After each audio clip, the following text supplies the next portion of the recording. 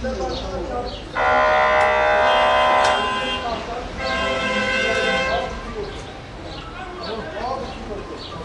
كده يرجع عم ساشا كلها. ويكسك 10 kaç? 18. 18. Tamam. Hadi. Bu kaç? Uzun kaç?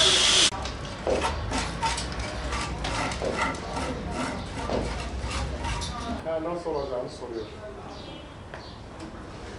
Bunlar yüzleri ölmüş bunlar.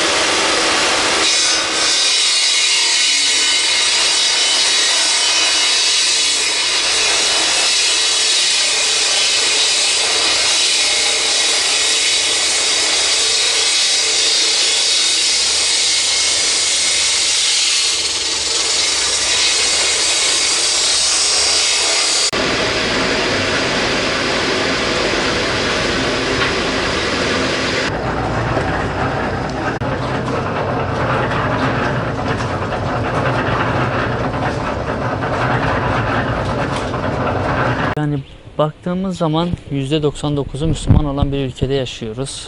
Bu ülkede insanlar Müslümanlıklarını, dinini yaşamak istiyorlar.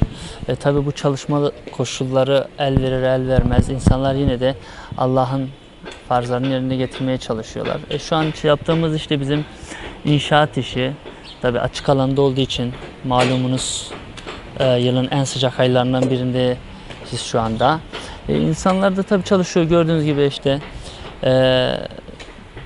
enkaz atıyorlar, enkazı kaldırıyorlar, işte taş kesiyorlar, ne bileyim sırtlarında bir şeyler taşıyorlar. Bu sıcakta aynı zamanda niyetli oldukları için de bu kendileri için çok zor oluyor. Tabi Allah katında belki bunun sevabı daha fazladır. Yani bu şekilde işler devam ediyor bu diyorum. Bu iş restorasyon işi olduğu için genelde tarihi özelliği, tarihi dokudaki yapıları biz yeniden canlandırmaya, o dokuyu tekrar kazanmaya çalışıyoruz. Tabi Gaziantep'in de köklü bir kültürü olduğu için, eski bir geçmişi olduğu için, bayağı eskiye dayandığı için o tarihi tekrar yaşatmak, tekrar ayağa kaldırmak için bu alanda çalışmalar yapıyoruz biz de. Yeni yapıdan ziyade eski taşları meydana çıkarıyoruz, eski işlemeleri gün yüzüne çıkarmaya çalışıyoruz. Bu alanda çalışmalar yapıyoruz. Ya muhakkak düşüyor çünkü insan enerjisi bir yere kadar dayanıyor. 17-18 saat bir şey yemiyorlar ve o enerjiyi belli bir şeye bölmek zorundalar. O enerjiyle akşama mesai bitirmek zorundalar. O yüzden de verimlilik düşüyor. Muhakkak düşüyor. Öyle olunca da tabii biraz onlara müsamaha gösteriliyor. Biraz daha üstlerine gidilmemeye çalışıyor. Ellerinden geleni yapıyorlar zaten. Oruç Allah'ın emridir, yani orucu tutmamız gerekiyor. Bu kulu görevini yerine getirmemiz lazım. Bunun mükafatını veren Allah'tır. Tabii hava sıcak, yani buna katlanacağız yani. Bu durumda işte ekmeğimizi kazanıyoruz, çalışıyoruz. İlk günler serindi de bir günlere bir sıcaklık var. Geçenlerde serindi yani hava. Bundan pazar günden öncesi serindi. Olursa olsun tutmaya gayret edeceğim, tutacağım yani. Çünkü yarın ahiret var, hesap günü var. Bunu tabii hesap, yani kulluk hesabı veremeyeceğimiz gibi hiç olmazsa Allah'ın emrettiği elimizden gelen dini vecibelerimizi yapmamız daha iyi olur yani. Çalışma ibadetlerimiz engel değildir. İbadetimizi her aşamada yerine getirebiliriz yani. Kendisi restorasyon çalışması, yani tarihi binaları tekrar eski haline dönüştürmek için çalışıyoruz. Taş falan taşıyoruz. Taş taşıyoruz. İşte yani ne gerekiyorsa harç falan ne lazımsa onları yapıyoruz. Harcını yapıyoruz. İşte taşı taşıyoruz. Bir taş keseceğim, toprak götür işte.